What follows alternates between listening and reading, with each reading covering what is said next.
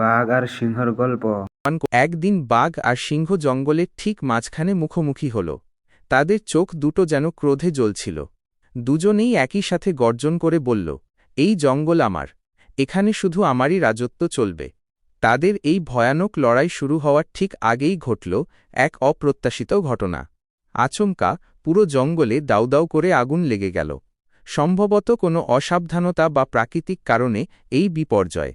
ঘন ধোঁয়া আর আগুনের শিখা দ্রুত সব দিকে ছড়িয়ে পড়তে লাগল। মুহূর্তের মধ্যে সব প্রাণীরা বিপদে পড়ে গেল। তাদের আর্তনাদ আর ছোটাছুটিতে বাতাস ভারী হয়ে উঠল। এই দৃশ্য দেখে বাঘ আর সিংহ দুজনেই মুহূর্তের জন্য থমকে গেল। তাদের লড়াইয়ের উত্তেজনা নিভে গেল, কারণ তারা উপলব্ধি করল এখন একে অপরের সঙ্গে লড়াই করা বুদ্ধিমানের কাজ নয়। তারা বুঝতে পারল এই চরম বিপদের সময় একসাথে কাজ করাই একমাত্র পথ।